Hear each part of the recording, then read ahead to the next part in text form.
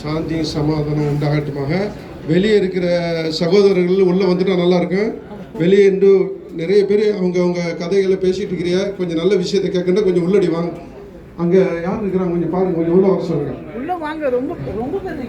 அப்படியா? கொஞ்சம் உள்ளே வந்தால் நல்லா இருக்கு. மத்தியெல்லாம் எவ்வளோ பேர் வெளியே நிற்கிறியா? சாப்பாட்டுக்காக வந்து என்ன அது சொன்னால் அது உங்களுக்கு அல்லாஹ்வுடைய இது நன்மை கிடைக்காது. நான் சொல்லிட்டேன். நம்முடைய மாற்று மத சகோதரர்கள் இங்கே வந்து அழகாக உட்காந்து கேட்டுட்டு இருக்கிறாங்க. நம்ம பிள்ளைகள் தான் எல்லாரும் வந்து வெளியே நிற்கணும்னு நினைக்கிறேன். அது இந்த டிராவல்ஸ் பிள்ளைகள் தான் எல்லாம் வெளியே நிற்கணும்னு நினைக்கிறேன். எங்க ரஃபீக்கு ஸ்பைசல்லாம் எங்கே இருக்கிறாப்ல? வந்துடாப்ல. ஓகே, ரொம்ப சந்தோஷம். இன்ஷா அல்லாஹ் எனக்கு கொடுத்த வாய்ப்பை வந்து எப்படி சொல்கிறேன்னு தெரியல. 2 புலிகள், ஒன்று சிங்கம் ஒன்று புலி, 2 பேருமே பேச விட்டுட்டு என்கிட்ட கொண்டு மைக்கை கொண்டு கடைசியாக கொடுத்துருக்குறாங்க. எனக்கு ஒன்றும் புரியலை. ஏண்டா அவர்களை பேச்சுன்னு உங்களுக்கு தெரியும். இன்னைக்கு கலக்கி கொண்டிருக்கிறாங்க கோயத்தை. இன்ஷா அல்லாஹ் அவங்களுக்கு பின்னாடி எனக்கு கொடுத்துருக்கிறேன். நானும் பேசிக்கிட்டு தான் இருக்கிறேன். இருந்தாலும் அவங்கள மாதிரி அந்த குர்ஆனுக்கு ஹதீஸ் அதெல்லாம் கட்டறிஞ்ச அதாவது என்ன சொல்கிறேன், நான் ஒரு மௌலவியோ அதுவும் கிடையாது. நானும் அதிகம் படிக்காத உங்களை மாதிரி ஒரு பட்டதாரிகளும் கிடையாது. சாதாரண ஒரு மீனவ குடும்பத்தில் பிறந்தவன். ஒரு 9th முடிச்சுக்கிட்டே இருங்க என்னுடைய சூழ்நிலை. அதனால் வந்து என்னால் முடிஞ்சு இங்கே வந்து நான் அடிக்கடி சொல்லுவேன், கற்ற அறிவோட பட்ட அறிவு தான் உங்களுக்கு நான் எடுத்து சொல்லிக்கிட்டு இருக்கிறேன். இப்போ துவக்க உரையாக நம்முடைய மஸ்தான் ஆரம்பித்தாங்க. 1 மணிக்கு ஆரம்பித்தாங்க. 1:10 நிமிஷம் அவருடைய துவக்க உரையை ஆரம்பிச்சுட்டு அடுத்ததாக மஸ்தான் 10 நிமிஷத்துக்கு அப்புறம் அலி டிரான்ஸ்போர்ட் அவர் ஒரு 10 நிமிஷம் பேசியிருக்கிறாங்க. மற்றும் மோகன், நம்ம ஏடிஎம்கே சேர்ந்த மோகன் அவர்கள் ஒரு 5 நிமிஷம் பேசுகிறாங்க. நான் நிறைய எதிர்பார்த்தேன் உங்கள்ட்ட இருந்து. 5 நிமிஷத்துல கவிதையோட முடிச்சுக்கிட்டிய. இதே சொல்லி தப்பிச்சு போயிட்டு இருக்கீங்க. எப்போ நீங்கள் வந்து அதிகம் பேச போறீங்கன்னு தெரியல. அப்படியே 5 பேப்பர் கொண்டு வந்து அப்போ 5 நிமிஷத்துல முடிச்சுட்டிய. சரியா? அடுத்ததாக விசிக்கு அன்பரசு ஒரு 7 நிமிஷம் அவர்கள் பேசினார்கள். அடுத்த கலீல் பாக்கியவி ஒரு 7 நிமிஷம் பேசியிருக்காங்க. அறந்த யூனிஸ் ஒரு 10 நிமிஷம், ஒரு 5 நிமிஷம் பேசிட்டு அப்புறம் தான் துவக்கவரே ஆரம்பிச்சாங்க. ரொம்ப அருமையான பேச்சு. நம்முடைய மௌலவி சேக்கலி ஒரு 14 நிமிஷம், நம்முடைய முகமது அப்ரார் வந்து ஒரு 17 நிமிஷம் பேசியிருக்கிறாங்க. எல்லாருடைய பேச்சையும் ஒரு 1.25 மணி நேரம் முடிச்சுட்டு என்னட்ட மைக்கை வந்து 2:30க்கு தந்துருக்கீங்க. ரொம்ப சந்தோஷம். அது எதுக்கு சொல்றேன்னா, அது டிரான்ஸ்போர்ட் அலி அவர் நடத்துற இதுக்கு எனக்கு 2:30 மணிக்கு தான் மைக்கு வந்து. இப்போ மேலாளர் அப்போ நம்முடைய ஆரிஃப் சவர் அவங்க வந்து இந்த ஹோட்டல் மேலாளர் 2:30க்குன்னா சாப்பாடு இருந்து முடிச்சுக்கிற சொல்லுவாப்புல. 2 மணிக்கு அது அப்போ நீங்கள் கரெக்டாக ஆரம்பிச்சு நம்மளுடைய கரெக்டாக நடந்துச்சு. அடுத்ததாக மேலாளர் அவர்களை எத்தனை மணி நேரம் எவ்வளோ நேரம் பேசலாம்? எவ்வளவு? 1/4 மணி நேரம் பேசணும். ஓகே, சந்தோஷம். ஏன்னா உண்மையிலே 15 நிமிஷம் 10 நிமிஷம் அழகா பேசி முடிக்கிறாங்க. நம்மளுக்கு புரியலை. நம்ம என்ன திடீர்னு அப்படியே ஆரம்பத்தில் நான் கொஞ்சம் நைஸாக வரும், அப்புறம் தூக்கிறேன், அப்புறம் டென்ஷன் ஆயிடுவேன். என்ன எவ்வளோ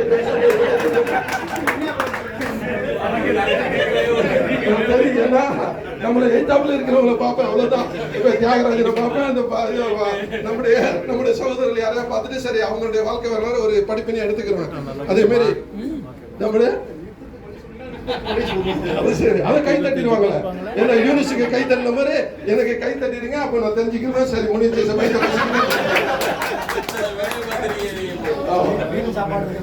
மீன் சாப்பாடு இருக்கு.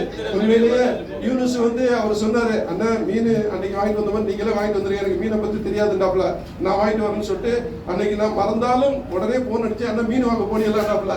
சரின்னு தான் போயிட்டு நான் இதெல்லாம் போயிட்டு வாங்கிட்டு வந்தோம். அருமையான பாறை கிடைச்சிச்சு. அன்னைக்கு கூட அந்த மாதிரி மீன் கிடைக்க பாறை மீன் கிடைச்சிருக்கு. அதுதான் நான் ரொம்ப விரும்புவேன். அது எல்லாருக்கும் உங்களுக்கு கிடைக்கும் இன்ஷா அல்லாஹ். எப்படி சொல்றது, நம்மளுக்கு இன்னைக்கு எதிர்பார்த்த எல்லாரும் வந்திருக்கிறீங்க.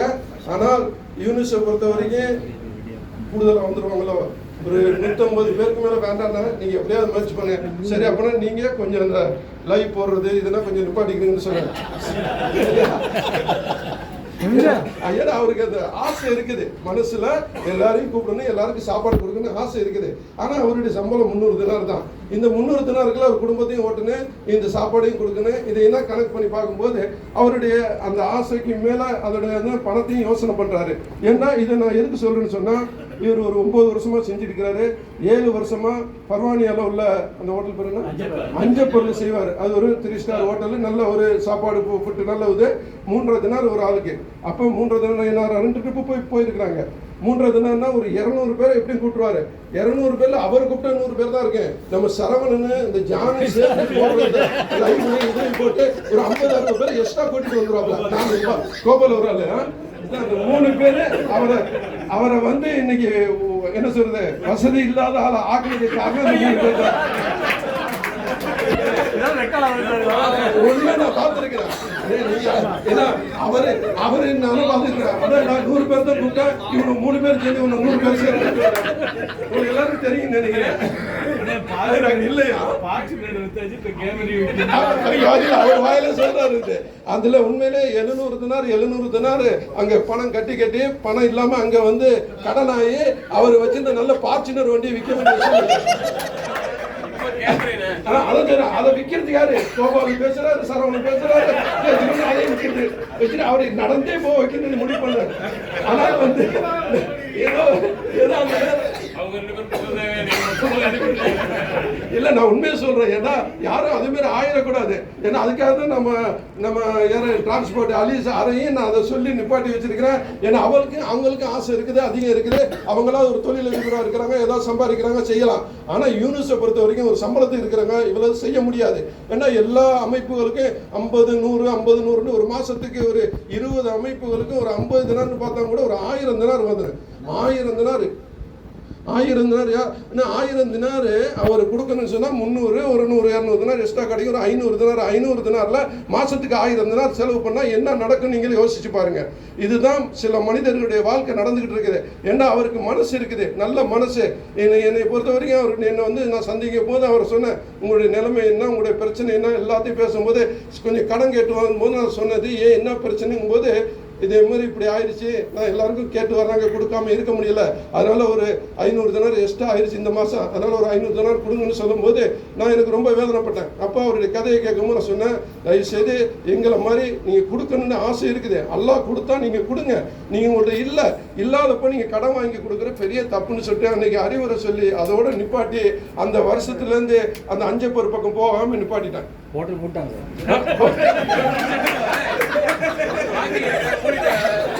அப்ப அந்த அஞ்சப்பர் வந்து இவருனால தான் நடந்துச்சா?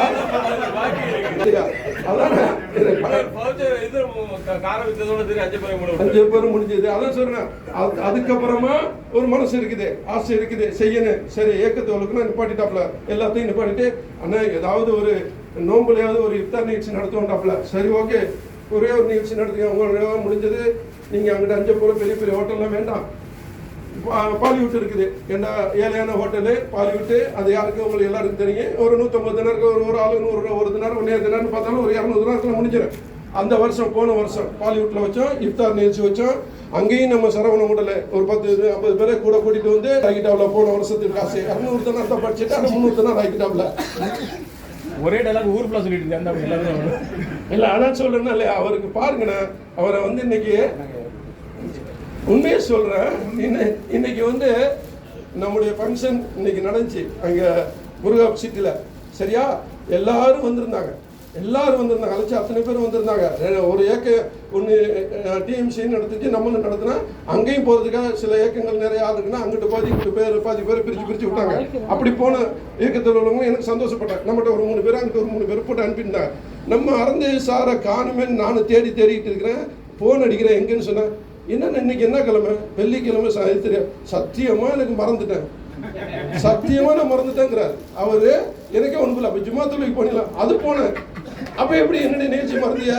இல்ல கொஞ்சம் தாடி கிடினா செதுக்கிறதுக்கு அப்படியே போயிருந்தேன், அவன் கொஞ்சம் லேட் படிச்சுட்டான் அப்படின்னாரு. அதுக்கப்புறம் என்ன, கண்டிப்பா இது ஒரு பொய் இல்லைன்னா நான் ஒரு ட்ரெஸ் எடுக்கிறது போனேன், அந்த ட்ரெஸ்னால அப்படியே இதாகிட்டேன். அப்புறம் அந்த பேனர் என்னதான் வைக்கிறதுக்காக அதுக்காக போயிருந்தேன். என்னுடைய அறக்கட்டையில் எத்தனை பேர் இருக்கேன் உங்களுக்கு தெரியும். இந்த 3 பேர்ல 2 பேர் வேலைக்கு போயிட்டாங்க. நான் ஒரு ஆள் தான், நான் ரொம்ப கஷ்டப்பட்டேன். 10 வருஷமா இந்த 2 பேர் 3 பேர் தான் கிடையாது. உங்களுக்கு எல்லாரும் தெரியும். அவரு வயசானவர், அவர் ஊருக்கு போயிட்டு, அவர் பேர் சாந்தகுமார், அவர் அனுப்பிட்டாப்ல. அதுக்கப்புறம் பிலால், அந்த 2 பேரும் கிடைச்சிருக்கு. ரொம்ப சந்தோஷம். சையத் 3 பேர். சரி, இந்த வருஷத்துக்கு ஒரு ஆளாவது சேர்க்கிறாரு. நம்ம நூஹ் நபி வந்து அவரு 1000 வருஷம் வாழ்ந்தாரு. ஒரு 50 பேரை இஸ்லாத்துக்கு கொண்டு வர முடியல. வருஷத்துக்கு ஒரு ஆளை கூட கொண்டு வர முடியல. அதே மாதிரி நம்ம யூனுஸ் சார் வந்து அவருடைய இயக்க அறக்கட்டளைக்கு நிறைய ஆட்களை கொண்டு வரணும்னு ஆசை இருக்குது. ஆனா பணம் இல்லாதனால நிறைய பேர் வர முடியல. அதான் உண்மை. ஏன்னா பணம் இருந்தா பின்னாடி வரதுக்கு நிறைய பேர் இருப்பாங்க. இருந்தாலும் இது மாதிரி ஏடிஎம்கே கட்சி மாதிரி டிஎம்கே கட்சி மாதிரி அவங்களாம் பெரிய லெவல்ல இல்ல. நம்முடைய யூனுஸை பொறுத்த வரைக்கும் நல்ல மனசு, அவருடைய மனசு போல இந்த இறைவன் இந்த நாள்ல நல்ல நாள்ல அவருக்காக துவா செய்யுங்க. ஏன்னா இத்தனை பேருக்கு சாப்பாடு கொடுக்குறாரு. அவருடைய நல்ல மனசு இன்னும் அவர் பெரிய லெவல்ல வரணும், எல்லாருக்கும் நல்லது செய்யணும்னு நான் அவர் சார்பாக நான் துவா செய்கிறேன். அஸ்ஸலாமு அலைக்கும். 90% வந்து 10% வாங்குறீங்க.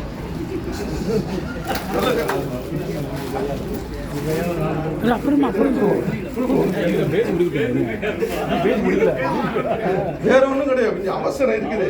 அதுதான், வேற ஒன்றும் காரணம் இல்லை. நல்ல மனுஷன். இன்ஷா அல்லாஹ் துவா செய்யுங்க அவருக்காக. இப்போ நம்முடைய எல்லாரும் பேசுனாங்க, இஸ்லாம் எப்படி, நோன்பு எப்படி, குர்ஆன்னா என்ன, எல்லாத்தையும் அடிக்கடி பேசிக்கிட்டு இருக்கிறோம். எல்லாரும் பேசிட்டு இருக்கோம், எல்லாம் கேட்டிருப்பீங்க. இப்போ என்னுடைய இந்த ரமலானுடைய காரணம் என்னங்கிறத கொஞ்சம் நான் சொல்லிட்டு நான் இன்ஷா அல்லாஹ் சாப்பாட்டுக்கு ரெடி பண்ணுவோம்.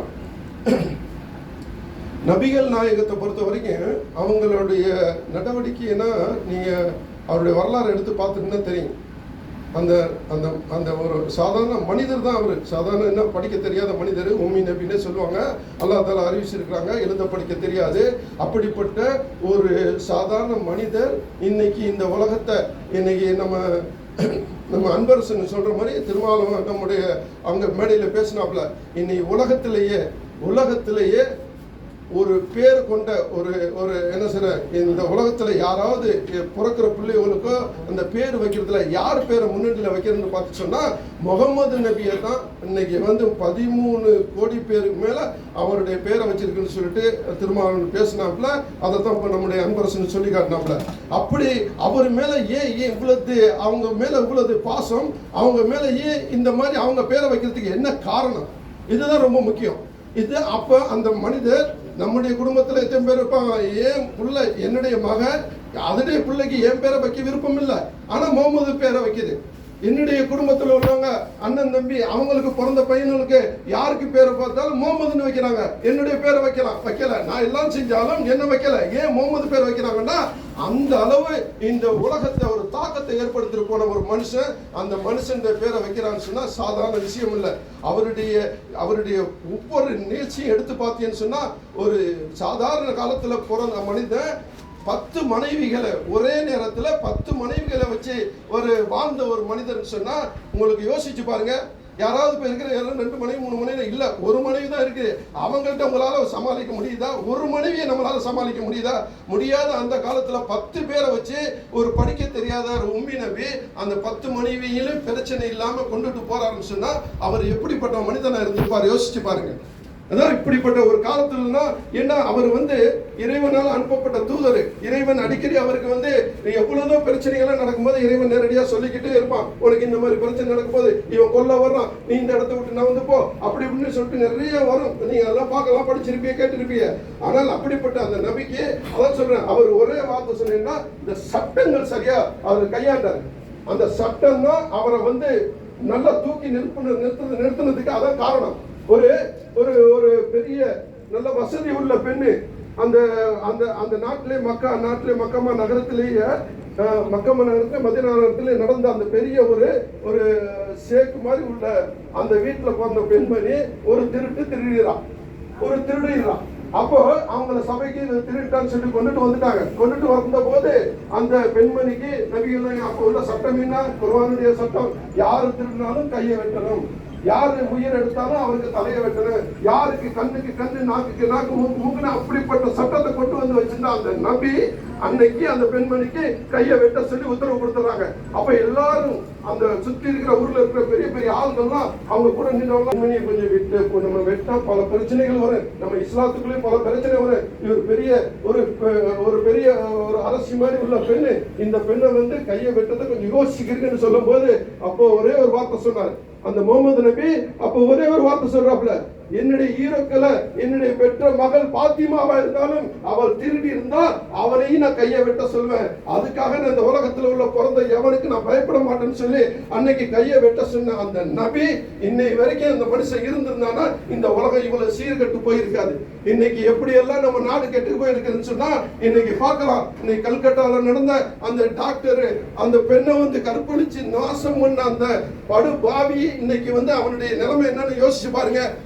அவன் இன்னைக்கு வந்து அழகா வெளியே சுத்திட்டு இருக்கிறான். இதே நபிகள்லாம் எது காலமா இருந்தா அவன் அண்ணன் வெட்டப்பட்டிருக்கேன் அன்றைக்கு இந்த மாதிரி பிரச்சனை மறுபடியும் வராம முடிச்சிருக்கப்படும்.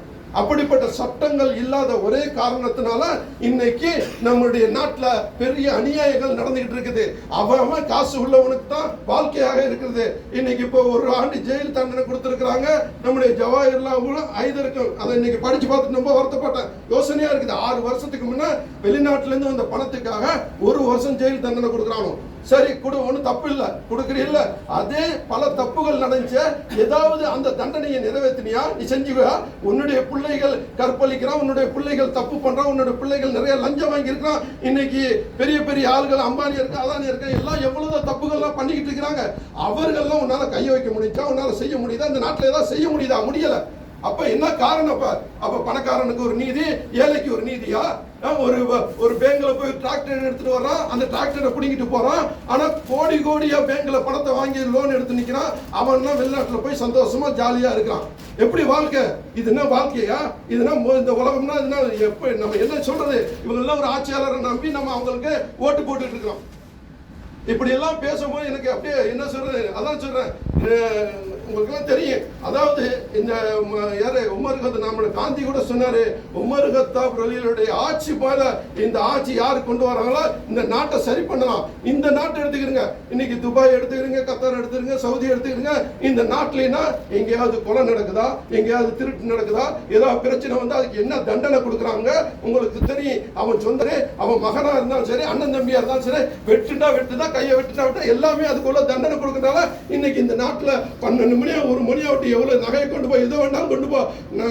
அது என்ன சொல்ற, குமரி பிள்ளையா இருக்கட்டும், சின்ன பிள்ளையா இருக்கட்டும், பெரிய பிள்ளையா இருக்கட்டும், அவங்க எல்லாம் நடக்க முடியுது, தைரியமா போக முடியுது. அப்ப இந்த நாட்டுடைய சட்டம் எப்படி?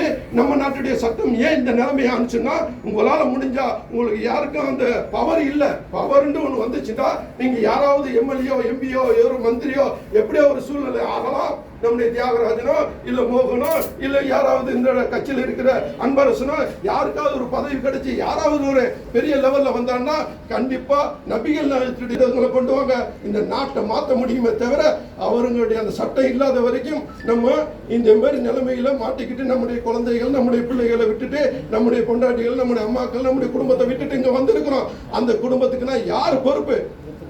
நம்ம வரி கட்டுறோம், இங்க இருந்துட்டு அந்நிய செலவணி பணம் எவ்வளவு அள்ளி கொட்டிக்கிட்டு இருக்கிறோம். நம்மளோட காசை வச்சு அங்க கொளிச்சுக்கிட்டு இருக்கிறானுவோ.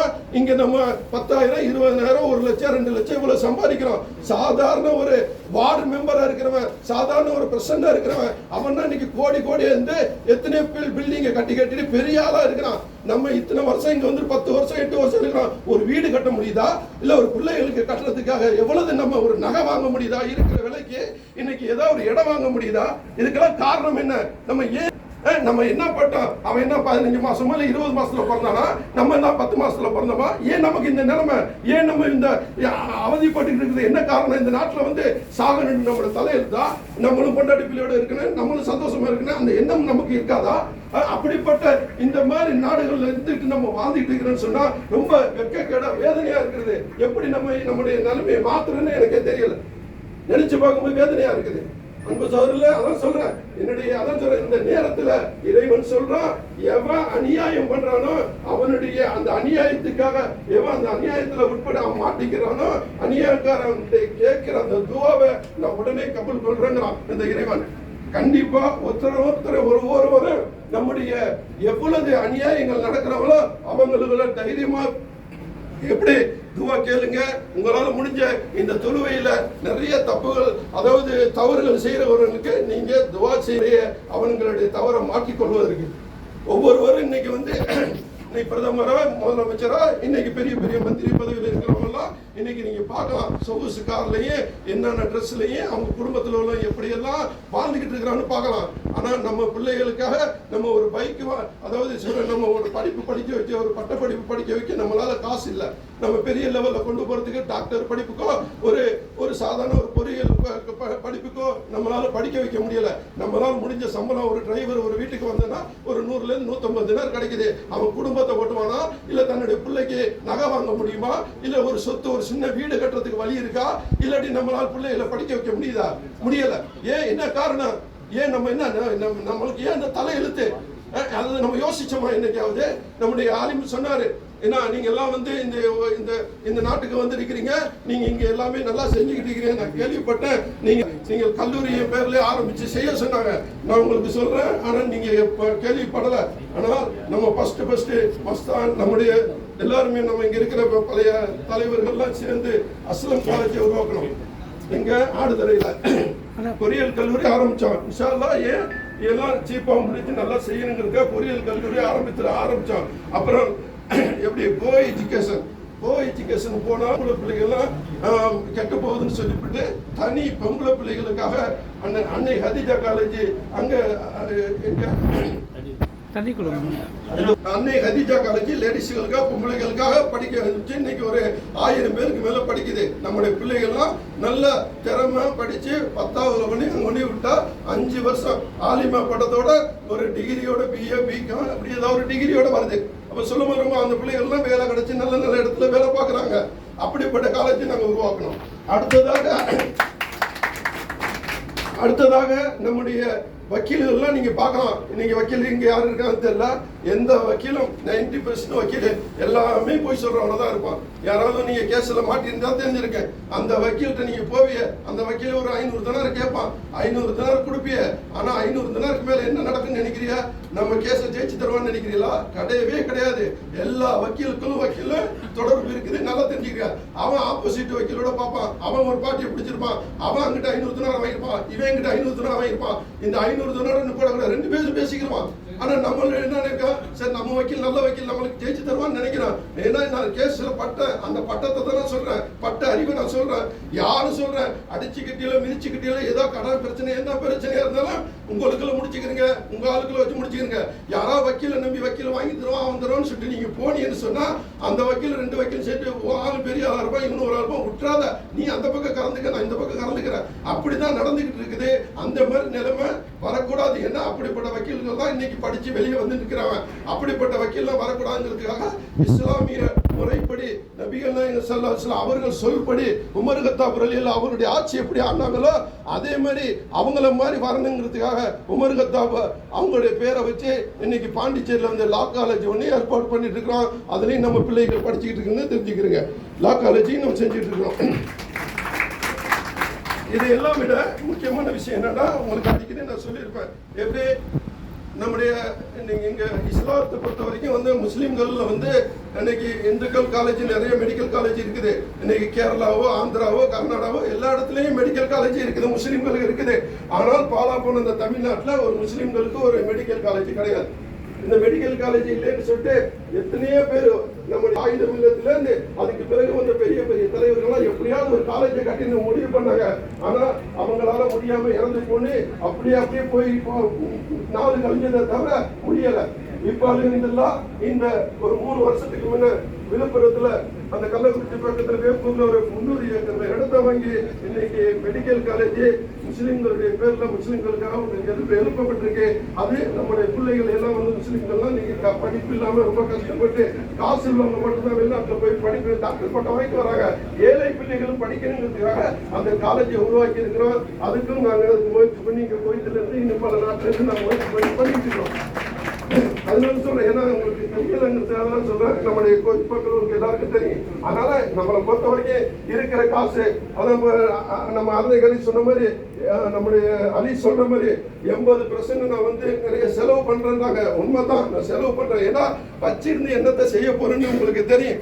காசு இருந்தா நான் செலவு பண்ற காசுக்கு நான் ஒரு இடமோ இல்லை ஒரு நகை அது பல மடங்கா ஆகிக்கிட்டே இருக்கேன். ஆனா நீங்க எல்லாம் நினைக்கிறீங்க இந்த உலகம் தான் வேணும், இந்த உலகத்துல அப்படி செஞ்சாதான் நம்ம வாழ முடியும்னு நினைச்சிட்டு இருக்கேன். ஆனா என்னை பொறுத்த வரைக்கும் இந்த உலகத்துல விட்டு எப்போ வேணாலும் எம்ம வேணாலும் நம்ம வெளியே ஆகிதான் ஆகணும். ஒவ்வொருவரும் என்கிட்ட வந்து கேட்கும்போது கிட்னி ஃபெயிலியரா இருக்கு, கிட்னி என்னுடைய அப்பாவுக்கு கிட்னி போயிடுச்சு, கிட்னி மாத்தணும், ஏதாவது செய்யுங்கன்னு வந்து கெஞ்சும் போது ரொம்ப வேதனையா இருக்குது. அதே மாதிரி ஆக்சிடென்ட் ஆயிட்டாலோ இல்ல மூத்தாயிட்டு இந்த நேற்று மூத்தா போன ஒரு பாடிக்காக அவங்களுக்கு காசு அனுப்புறதுக்காக வந்து கேட்கும்போது நான் சொன்னேன், அவங்க யாராவது ஒரு ஏக்கத்துல இருக்கிறாங்களா, அந்த பையன் ஏதாவது ஒரு ஏக்கத்துல இருக்கிறாங்களா, ஏதாவது கார்டு இருக்கா, மெம்பர் கார்டு இருக்கா போது கிடையாது. எந்த டிரைவரும் சரி, வீட்டில் உள்ள ஹவுஸ் பாயா இருக்கட்டும், இங்க இருக்கிற சி கிளாஸ் பீப்புள் 90% யாருமே எந்த இயக்கத்திலையும் சேர்ந்து இருக்கல. அது நம்ம இருக்கிறவங்க எல்லாம் சேர்ந்து இருக்கிறீங்க. ஆனா இப்ப நான் சொல்றேன் உங்களுக்கு, உங்க மூலியமா உங்களுடைய ஃப்ரெண்டு எல்லாருக்கும் நீங்க சொல்லுங்க, ஏதாவது ஒரு இயக்கத்துல சேர்ந்துருங்க. இப்ப நம்முடைய தியாகராஜன் உங்களுக்கு சொல்ற மாதிரி ஒரு இயக்கத்துல யாராவது சேர்ந்தால் அவங்களுடைய இயக்கத்துல கண்டிப்பா முகத்துன்னு ஒன்னு இறப்புன்னு வந்தா ஒரு 2 லட்சமோ ஒரு 5 லட்சமோ 10 லட்சமோ கண்டிப்பா அவங்க வீட்டுக்கு அனுப்ப முடியும். நம்ம இறக்குற நேரம் திடீர்னு நம்ம பிள்ளைகள் நம்ம உயிரோட இருக்கிறோம், அதனால நம்ம பிள்ளைகளை நம்ம படிக்க வச்சலாம், நம்ம பிள்ளைகளை கல்யாணம் பண்ணி வச்சலாம், பிள்ளைகளுக்கு ஏதாவது செய்யலாம்னு சொல்லி எண்ணம் இருக்கு, நல்ல எண்ணம் இருக்கு.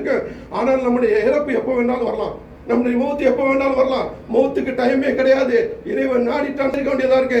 அந்த நேரம் ஒரு 5 நிமிஷம் டைம் தருமா, நீ மௌத்தாக போறான்னு ஒரு அறிகுறி வரும். அந்த அறிகுறி நேரத்தில் அப்பதான் நினைப்பான், அடே நம்ம பிள்ளைகளுக்குன்னு ஒண்ணு சேர்க்கலையே, நம்ம பொண்டாட்டிக்குன்னு ஒண்ணு சேர்க்கலையே, ஒரு வீடு வாங்கலையே, ஒரு சொத்து வாங்கலையே, ஒண்ணுமே வாங்கல. அந்த நேரத்தில் நினைப்பது தப்புங்கிறதுக்காக தான் அடிக்கடி சொல்லுவேன், ஒரு 2 தினார் 3 தினார் அசோசியேஷன் சேர்ந்தா அந்த நேரத்தில் நினைப்போம், சரி நம்ம சாக போறோம், நம்ம 2 தினார் இந்த இயக்கத்துல கட்டி இருக்கிறோம், இந்த ஏடிஎம்குள்ளேயே டிஎம்குள்ளேயே அந்த எதுல கட்டிருக்கிறோம், அவங்க நம்ம வீட்டுக்கு ஒரு 5 லட்சம் ரூபாய் எப்படி அனுப்பிடுவாங்க, அந்த 5 லட்சம் ரூபாய் நம்ம குடும்பம் உதவுன்னு சொல்லிட்டு அப்ப நினைப்பு வரும், அந்த 5 நிமிஷத்துல வரும். அதுக்காக தான் உங்களுக்கு அடிக்கடி சொல்லுவேன், உங்களுடைய சகோதரர்கள் யாரா இருந்தாலும் சரி, ஊர்ல இருந்து வர்றவங்க எல்லாரும். இப்ப நான் வந்து இன்னைக்கு சாப்பாடு கொடுக்கும்போது எல்லாத்தையும் பேட்டி கேட்டதுல எல்லாருமே நிறைய பேர் டிரைவர், ஹவுஸ் பாய் எல்லாம் சி கிளாஸ் பீப்புள் தான் அங்க வந்திருந்தது. அதுல யாருக்குமே இந்த அசோசியேஷன்ல இப்படி ஒரு நிலைமை, இப்படி ஒரு காசு கொடுப்பாங்க அப்படி இப்படின்னு எதுவுமே தெரிய மாட்டேங்குது. நான் சொல்லி அவங்க கேட்கறாங்க, எந்த அசோசியேஷன் என்கிட்ட வந்து கேட்கறாங்க, எந்த குரூப்ல சேர்ந்து அந்த மாதிரி பணம் கிடைக்குன்னு கேட்கறாங்க. எந்த அசோசியேஷன் நம்மகிட்ட ஒரு 50 அசோசியேஷன் இருக்கு, நீங்க அந்த அசோசியேஷன் எதுல வேணாலும் சேருங்க, சேர்ந்து இறந்து அப்படி ஒரு ஆயிடுச்சுன்னா அந்த மெம்பர் கார்டை என்கிட்ட கொண்டுட்டு வாங்க, நான் அந்த அமைப்புல போராடியதும் உங்களுக்கு நான் பணத்தை பெற்று தருவேன்னு சொல்லிட்டு இந்த எனக்கு வாய்ப்பு கொடுத்த உங்கள் அனைவருக்கு என்னுடைய மனதார நன்றியை தெரிவிக்கிறேன். முடித்துக் கொள்கிறேன். வாகிருந்தவன் அல்ஹம்துலில்லாஹி ரப்பில் ஆலமீன். அஸ்ஸலாமு அலைக்கும் வரஹ்மத்துல்லாஹி வபரகாத்துஹு.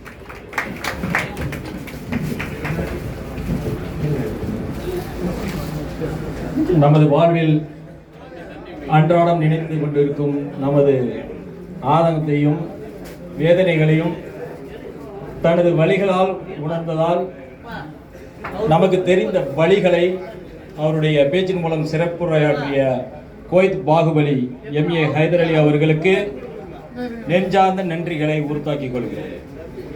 இப்ப சொல்லுங்க, என்ன வேணும் கொடுங்க, பேசிட்டு இருக்கும்போது கொடுத்தா